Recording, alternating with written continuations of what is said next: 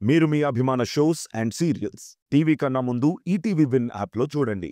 Download and subscribe to ETV win app. 99 రూపాయలు మాత్రమే.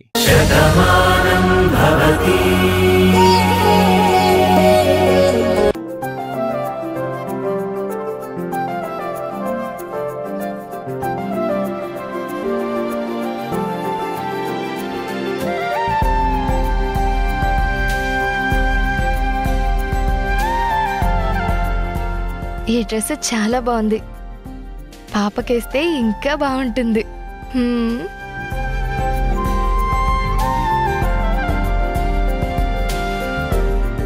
అమ్మా ఒకసారి లేరా.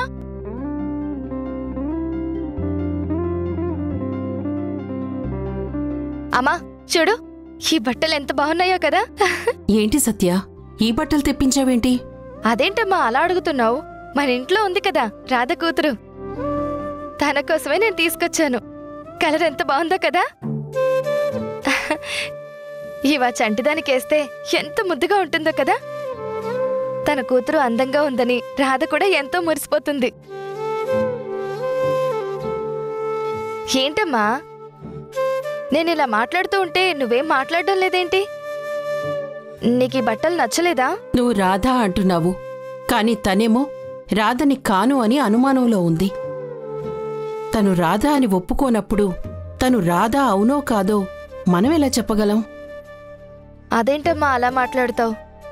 తనంటే గతం మర్చిపోయింది, కానీ మనమెవరూ మర్చిపోలేదు కదా. గతంలో మావయ్య రాధ ప్రేమించుకోవడం మనకు తెలుసు. ఇప్పటికీ మావయ్య మనసులో రాధకి ఎలాంటి స్థానం ఉందో అందరికీ తెలుసు. ఏం జరిగిందో తెలియని తను అలా అనుకోవడంలో అర్థం ఉంది, కానీ అన్నే తెలిసిన మనమిలా ఆలోచించడంలో అర్థమే ఉంటుందమ్మా. నీ మాట నేను ఒప్పుకుంటాను సత్య, కాని రాధ మనకు చెప్పిన విషయాల్లో తనకి ఏదో గుర్తొస్తోంది. అందులో మనం ఎవరో లేవని చెప్తోంది. అంటే ఇంకెవరో గుర్తుకొస్తున్నారనే కదా. తను రాధ కాదు అనే అనుమానం తనకీ వచ్చింది. తన మాటలు వింటుంటే ఇప్పుడు నాకు అలాగే అనిపిస్తోంది. నిజంగా తను మన రాధ కాదేమో, ఇంకెవరైనా అయ్యుండొచ్చేమో. పోన్లే అమ్మా, ఎవరైనా సరే అంత మంచి మనిషి తన వాళ్లకి దగ్గర అవ్వాలనే కోరుకుంటారు. తను ఇక్కడే ఉండిపోతే ఎక్కడ ఉన్న తన వాళ్ళు కూడా ఎంతో బాధపడతారు కదా. తనకి అన్ని విషయాలు గుర్తొస్తే తన కుటుంబం దగ్గరికి వెళ్ళిపోతుంది. తన వాళ్లతో ఆనందంగా ఉంటుంది. అదైనా మంచిదే కదా. కానీ ఇదంతా మన ఊహ. తను రాధే అన్నది మాత్రం నిజమని నాకు అనిపిస్తోంది. అయినా నువ్వేంటమ్మా ఇలా మాట్లాడుతున్నావు? నేనేమీ తప్పుగా మాట్లాడడం లేదు. ఒకప్పుడు నీ జీవితం కోసం రాధని తప్పించాలి అనుకున్నాను. నా తమ్ముడి జీవితంలో నిన్ను ఉంచాలి అని నిర్ణయించుకున్నాను. దానికోసం ఎన్నో తప్పులు చేశాను. కాని ఆ జయప్రద ఇప్పుడు మారిపోయింది. కాని ఇప్పుడు తన బాధ చూస్తుంటే రాధ కాకపోతే తను వేరే ఎవరైనా అయితే తన ఇంటికి తను వెళ్ళాలి, తన వాళ్ళని తను కలవాలి అని మాత్రమే కోరుకుంటున్నాను. ఒకవేళ అదే జరిగితే నువ్వు కోరుకున్న నీ మావయ్య నీ జీవితంలోకొస్తాడని తల్లిగా ఎంతో కొంత ఆశుంటుంది కదా. చెప్పాను కదా సత్య, ఇది నేను స్వార్థంతో చెప్తున్న మాటలు కాదు. రాధ లేకపోతే మురారి ఒంటరిగా ఉంటాడు. అప్పుడు నా కూతురికి ఆ స్థానం దక్కుతుంది అని ఒక తల్లిగా ఆలోచిస్తున్నానమ్మా. అంతేకాని మురారి రాధకి దక్కకూడదు అన్న స్వార్థంతో ఆలోచించట్లేదు. చూడమ్మా, మన ఇంట్లో ఉన్నది రాధ కాకపోతే ఆ రాధ ఎక్కడో ఒక దగ్గర ఉండే ఉంటుంది కదా. మావయ్య నన్ను ప్రేమించలేదమ్మా, నేను మాత్రమే మావయ్యని ప్రేమించాను. కాని రాధ మావయ్యను ప్రేమించింది, మావయ్య రాధని ప్రేమించాడు. వాళ్ళిద్దరి మనసులు కలిశాయి. ప్రేమలో నిజాయితీ ఉన్నప్పుడు ఎప్పటికైనా ఆ ప్రేమ గెలిచి తీరుతుంది. మన కళ్ల ముందున్న మనిషి రాధ కాకపోతే మనకి దూరంగా ఉన్న రాధ ఎప్పటికైనా వస్తుందమ్మా. ఎలా అర్థం చేసుకోవాలో నాకర్థం కావట్లేదు సత్య. నా తమ్ముడు పేరు మురారి కాబట్టి నీకు సత్య అని పేరు పెట్టాను. శ్రీకృష్ణ సత్యలు కలిసే ఉంటారు. ఎప్పటికీ విడిపోరు అని నేననుకున్నాను. కాని నీ రాతలో అది ఉందో లేదో నాకర్థం కావడం లేదు.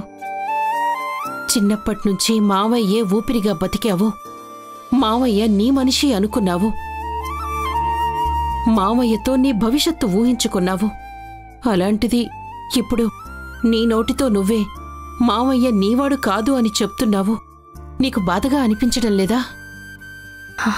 అమ్మా, మావయ్య నన్ను ప్రేమించడం లేదన్న బాధ ఎంతున్నా నేను ప్రేమించిన మావయ్య సంతోషంగా ఉండాలన్న కోరిక ఎక్కువగా ఉందమ్మా. అందుకే నా ప్రేమ సమాధవుతున్నా వాళ్ళ ప్రేమ గెలవాలి అని కోరుకుంటున్నాను. వాళ్ళ ఆనందం చూస్తూ బ్రతకాలనుకుంటున్నాను. మావయ్యని ప్రేమించింది కూడా మావయ్యని సంతోషంగా ఉంచడం కోసమే కదా. అలాంటి మావయ్య ప్రేమ గెలిస్తే నాకింకా సంతోషంగా ఉంటుంది.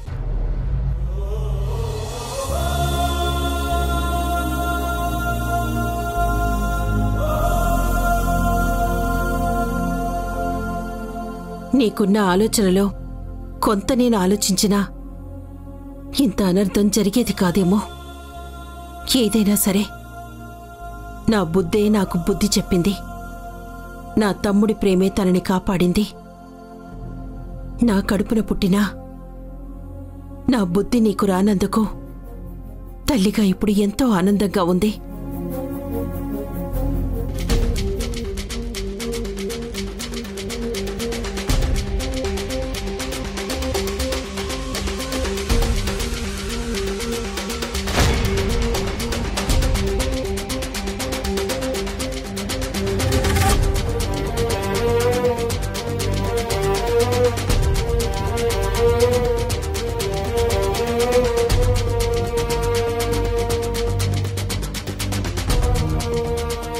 ఎవరమ్మా నువ్వు? సరాసరి నట్టింట్లోకి వచ్చేసావు. నమస్కారం అమ్మా. నా పేరు దేవమ్మ, అజయ్ తల్లిని. నువ్వా? నీ కొడుకు కోసం నువ్వు బయటకు వచ్చావు. నువ్వు బయటకు వచ్చావని తెలిసాకే మా ఇంట్లో లేనిపోని టెన్షన్స్ వచ్చాయి. ఇప్పుడేం తగలబెట్టడానికి వచ్చావు?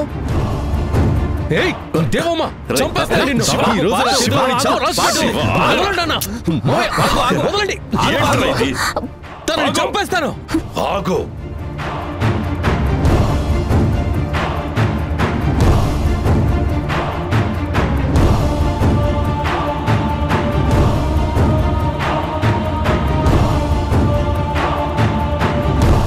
ముందు ఆమె ఎందుకు వచ్చారో ఏం చెప్పాలనుకున్నారో అది విను.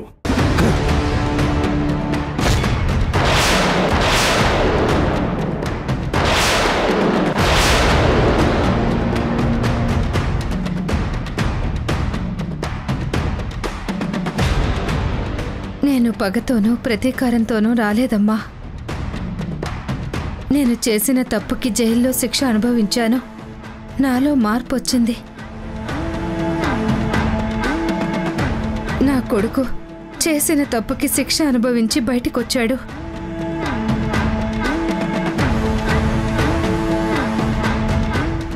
కానీ విధి వాణ్ణి శిక్షించి మంచాన పడేలా చేసింది. మా అమ్మమ్మ ఎప్పుడూ ఒక మాట చెప్తూ ఉంటుంది, కర్మ ఎవ్వర్ని వదిలిపెట్టదు అని. అందుకే సాధ్యమైనంత వరకు తప్పులు చేయకుండా ఉండాలి. అలా తప్పులు చేస్తే ఇదిగో ఇలాంటి పరిస్థితులే వస్తాయి. బయటకొచ్చాక నీ కొడుకు మారాడు అనుకున్నాం, మంచిగా ఉంటాడు అనుకున్నాం. కానీ కొన్ని లేనిపోని విషయాల్లో తలదూర్చాడు. అప్పటికీ పద్ధతి మార్చుకోమని ఊర్మిళ చెప్పింది. మార్చుకున్నట్టే కనిపించాడు. కానీ చివరికి ఇలా జరిగింది. నిజమేనండి. ఒకప్పుడు చేసిన తప్పులు ఇప్పుడు శాపాలుగా వెంటాడుతున్నాయి. కానీ పాపం చేసిన వాళ్ళంతా పాపాత్ములుగానే ఉండిపోరు కదా. తప్పుని తెలుసుకుంటారు. అలా నేను తెలుసుకున్నాను.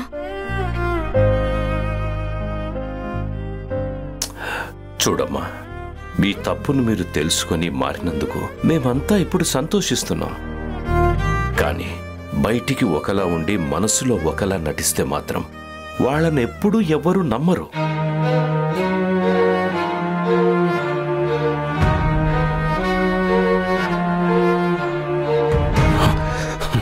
ఇంకా మీరు వీళ్ళని నమ్ముతున్నారా నాన్న? వీళ్ళని ఎప్పటికీ నమ్మకూడదు. నిన్నటి వరకు కూడా మారినట్టు ఒక నాటకం ఆడాడు అజయ్. నిజంగా మారుంటే ఈ రోజు ఈ పరిస్థితి ఎందుకు వచ్చేది? ఎవరినో ఎంతో బాధ పెట్టాడు కాబట్టే తన పరిస్థితి ఇలా మారిపోయింది. ఇప్పుడు ఈవిడొచ్చి ఇలా మాట్లాడుతుందంటే దీని వెనక ఏదో కారణం ఉంటుంది. చూడు, నువ్వు ఇంట్లోంచి వెళ్ళిపోలేదంటే చంపేస్తాను. ఆగరా. మీ అందరికీ మా మీద కోపం ఉండటంలో ఎలాంటి తప్పు లేదు. మరీ ముఖ్యంగా పార్థు బాబు, నువ్వెంత కోపాన్ని చూపించినా తప్పు లేదు.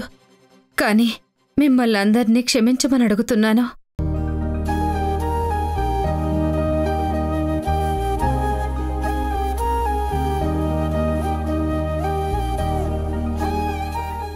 బాబు పార్థు, నా వల్ల నిన్ను పెంచిన తండ్రికి దూరం అయ్యావు. కానీ ఆ రోజు అనుకోకుండా జరిగింది. ఆ తప్పుకి శిక్ష కూడా అనుభవించాను. ఇప్పుడు నేను పగతో లేను. మరి దేనికి మా ఇంటికొచ్చావు? ముందు అది చెప్పు. ఈ మధ్య నీలిమకి కార్తీక్కి పెళ్లి జరిగిందని నాకు తెలిసింది. అందుకే మనస్ఫూర్తిగా అభినందించాలని వచ్చాను.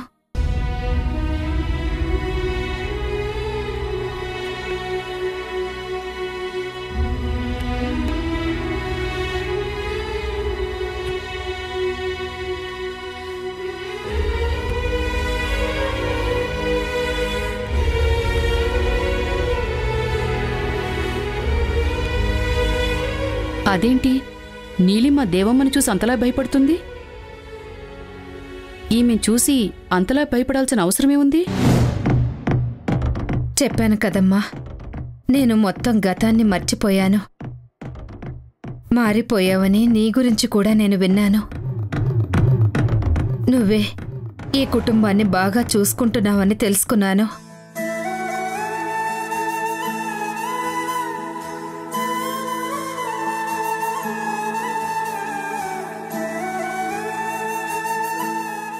అందుకే మీ ఇద్దరికీ పెళ్లి జరిగిందని విని నేను కూడా చాలా సంతోషించాను. మీరు ఎప్పుడూ బాగుండాలి, చల్లగా ఉండాలని కోరుకుంటున్నాను. దేవమ్మ, నిజంగా నువ్వేనా? ఈ మాటని నువ్వే అంటున్నావా? ఏంటి నీలిమా, ఒకప్పుడు దేవమ్మ ఎలా ఉండేది, ఇప్పుడేంటి ఇలా మాట్లాడుతుంది అనుకుంటున్నావా? చెప్పాను కదా, జైల్లో అనుభవించిన బ్రతుకు నేనేంటో చూపించింది. కొంతమంది చెప్పిన మాటలు మంచితనం అంటే ఏంటో తెలియచేసింది. అందుకే నన్ను నేను మార్చుకున్నాను.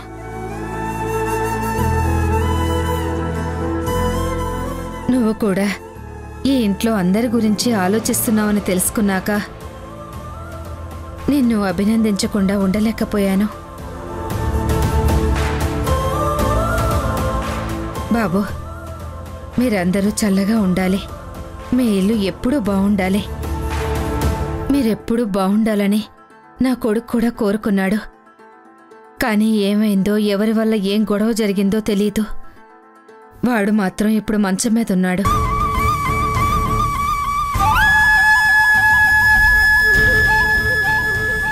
వాడు మీ పట్ల ఏమైనా తప్పుగా ప్రవర్తించుంటే నన్ను క్షమించండి. మీరందరూ ఎప్పుడూ చల్లగా ఉండాలి. అజయ్ చేసిన 2-3 పనులు మాకు చిరాకు తెప్పించినా అమ్మ కూడా మారమని చెప్పింది. మారినట్టుగానే కనిపించాడు. కానీ ఇలా జరిగినందుకు మాకు బాధగానే ఉంది. చూడమ్మా, ఇప్పటికైనా నువ్వు నీ కొడుకుని చక్కగా చూసుకో, కోలుకునేలా చేసుకో. ఇక ఎవరింటి విషయాలు పట్టించుకోకు. నువ్వు మారడం నిజమైతే మంచిదే. ఇది నాటకం అయితే మాత్రం నీకే ప్రమాదం. లేదు బాబు, నటించినంతకాలం బాగానే ఉన్నాను. కానీ నటన నుండి బయటకొచ్చినప్పుడు నా బతుకెందుకు ఇలా అయిందో తెలిసింది. అందుకే ఇప్పుడు నిజంలోనే బ్రతుకుతున్నాను. నిజమే మాట్లాడతాను, నిజమే తెలుసుకుంటాను.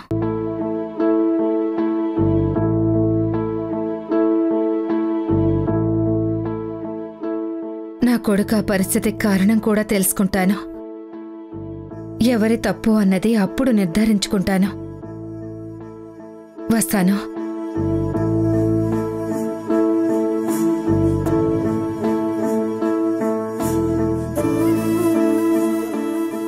మా వల్ల మీ కుటుంబానికి తీరని ద్రోహం జరిగింది.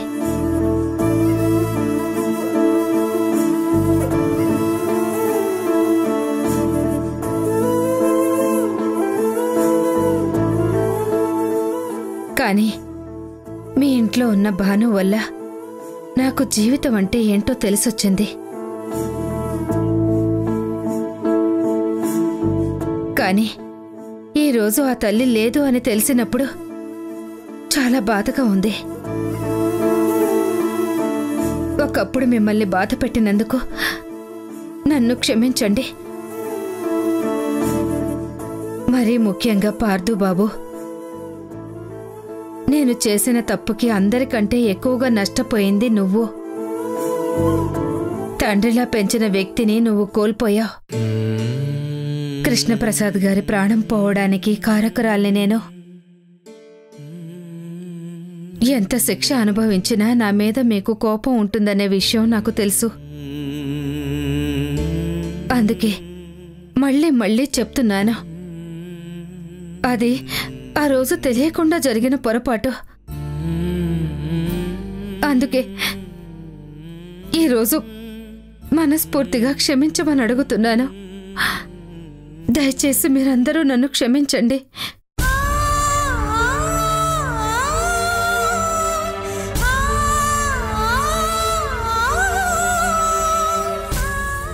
భగవంతుడా, మంచి మనిషిగా మారిన ఈ దేవమ్మ కోసమైనా అజయ్ని కాపాడు తండ్రి.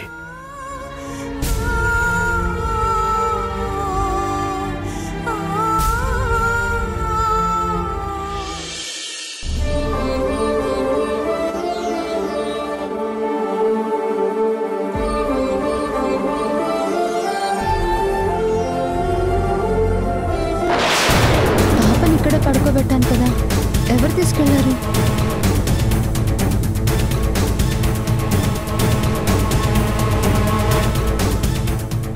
ఏవండి, పాపని మీరేమైనా చూసారా? లేదమ్మా, చూడలేదు.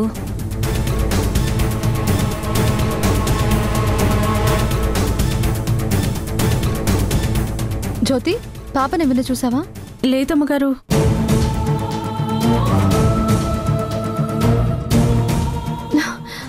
జయ గారు, ఏంటి రాధా, ఏంటి అంత టెన్షన్గా ఉన్నావు? పాపని మీరేమైనా చూసారా?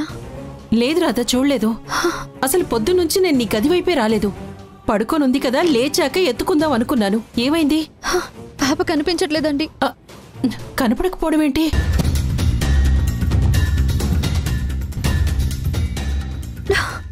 ఏంటమ్మా, ఏమైంది?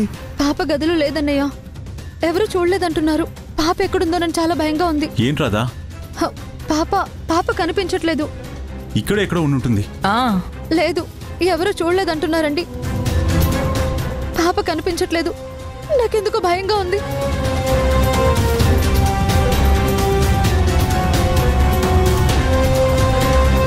చూడు రాధా, పాపకేం కాదు. అయినా మన ఇంట్లో ఉన్న పాపని ఎవరు తీసుకెళ్తారు? నువ్వేం భయపడాల్సిన అవసరం లేదు. నువ్వు ముందు టెన్షన్ పడకుండా ఉండు. రాధా, నువ్వు అనవసరంగా భయపడకు. పాపని ఎవరూ తీసుకెళ్ళి ఉండరు. ఇక్కడెక్కడ ఉండుంటుంది. నువ్వు టెన్షన్ పడకు. కూల్. లేదు, నేను నా పాపను చూడాలి. రాధా, నా పాప. రాధా, రాధా, రాధా, రాధా, రాధా, ఏమైంది? జాగ్రత్త. ఏమైంది రాధా? రాధా, రాధా, రాధా, జయ, వెళ్ళి మంచినీళ్ళు తీసుకురా. అలాగే. రాధా, రాధా, రాధా, రాధా, రాధా, రాధా, రాధా. మావయ్య, ఏమైంది? సత్య, బుద్ధుందా లేదా నీకు? పాపం తీసుకుని ఎక్కడికి వెళ్ళావు? ఎందుకు మావయ్య అలా అరుస్తున్నావు? ఏమైంది ఇప్పుడు? అసలు పాపం తీసుకుని నువ్వెక్కడికి వెళ్ళావు? ముందు అది చెప్పు. అదే అమ్మమ్మ, పొద్దున్నే ఎండ తగిలితే మంచిదన్నారు కదా, అందుకే ఎత్తుకుని అలా బయటికి తీసుకెళ్లాను. అసలు ఇంతకీ ఏం జరిగింది? తీసుకెళ్లేటప్పుడు రాధకి చెప్పి తీసుకెళ్లాలి కదా. చూడు, తను ఎంత కంగారు పడిందో, కళ్ళు తిరిగి పడిపోయింది. రాధా, అయినా మన ఇంట్లో ఉన్న పాపని ఎవరు తీసుకెళ్తారు? నేను చెప్పే వెళ్ళాలనుకున్నాను, తనేమో గదిలో లేదు. అందుకే నేను పాపని తీసుకుని వెళ్ళాను. అవును కదా, అందరం ఉన్నాం, సత్య లేదు. మరి సత్య తీసుకెళ్ళి ఉంటుందనే ఆలోచన మనకెందుకు రాలేదు? పాప కనిపించకపోయేసరికి రాధెంతో కంగారు పడిపోయింది. తన కంగారు చూసి మనందరికీ కూడా భయం వేసింది. అయినా ఇంత చిన్న విషయాన్ని కూడా ఇలా కళ్ళు తిరిగి పడిపోవడం ఏంటి?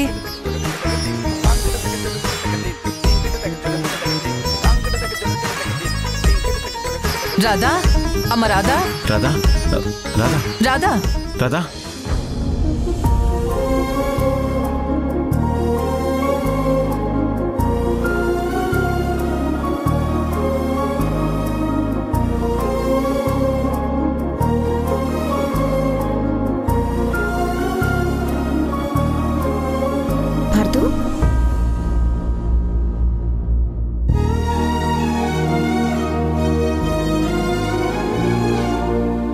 ఏంటి పార్దు, మీ డాడీ గురించి ఆలోచిస్తున్నావు కదా?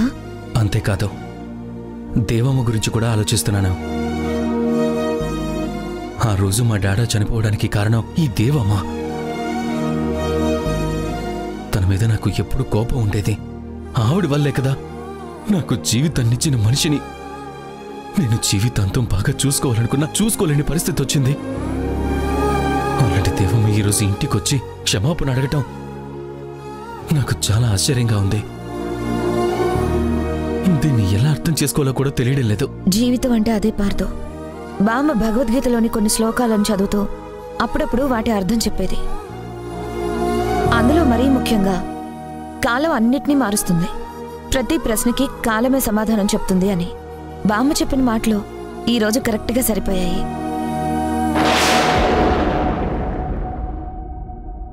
ఏంటి భార్గవి, తనకేం ప్రమాదం లేదు కదా? తను చాలా ఎమోషనల్గా ఫీల్ అవుతోంది.